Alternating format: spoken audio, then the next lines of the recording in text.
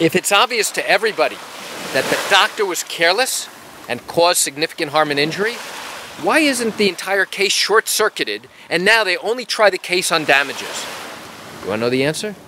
Come join me for a moment as I share with you some great information.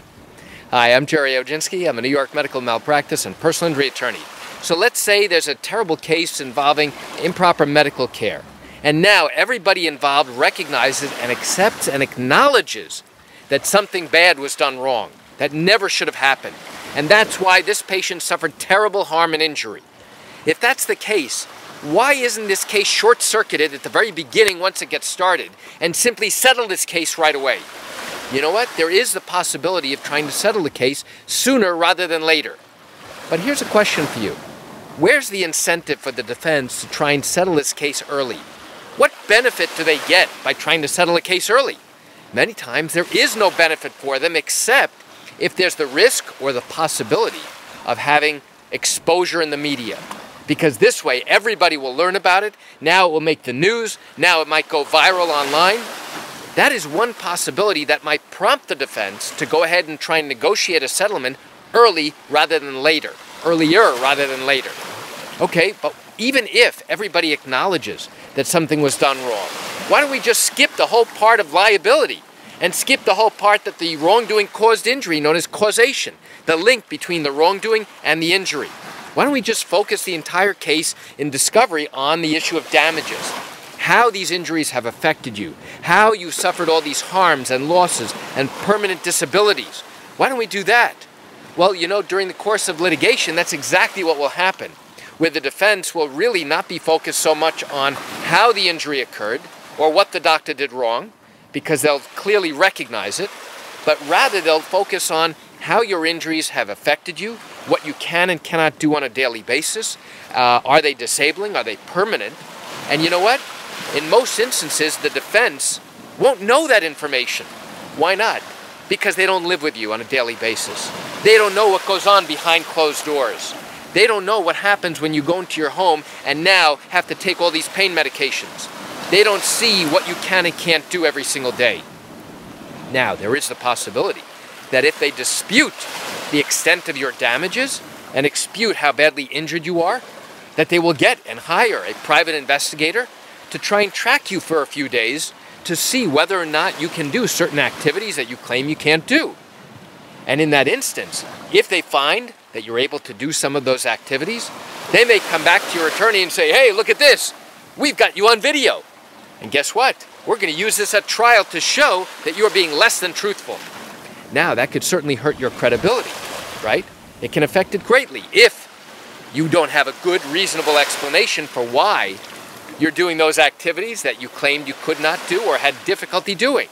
Now, there may be perfectly good explanations and reasons why you were trying to do certain activities that they happen to catch you on video doing, but there are other instances which have a more nefarious connotation. What do I mean? Well, there's some people who might be less than truthful intentionally, and the defense is really trying to go after those types of people aggressively.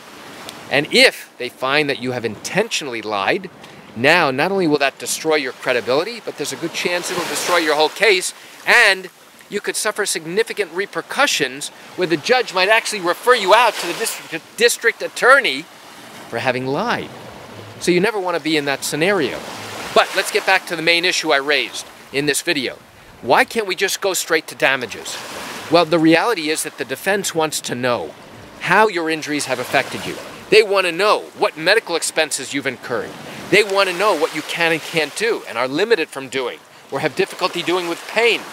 And only after they learn that information can now both sides come to the table and say, listen, here is the extent of your damages, of your injuries. There's nothing further that her treating doctors can do in order to make her better. So let's sit down and talk and see where this is going. Is this going to affect you for the next 20, 30, 40 years of your life?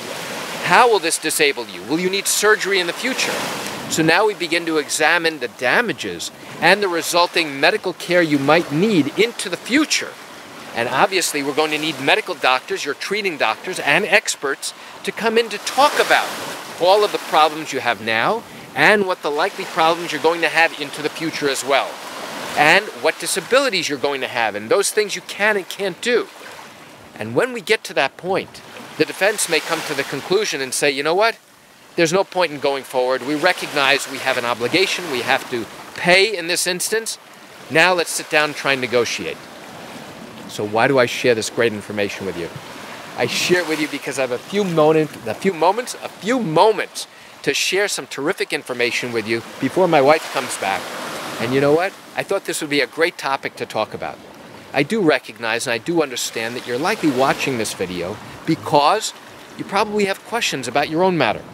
Well, if your matter happened in New York and you're thinking about bringing a lawsuit but haven't done so yet because you still have these questions, what I invite you to do is pick up the phone and call me. You know I answer questions like yours every single day and I'd love to talk to you. You can reach me at 516-487-8207 or by email at Gerry, Gerry, at Oginski-law.com. That's it for today's video. I'm Gerry Oginski. Have a wonderful day.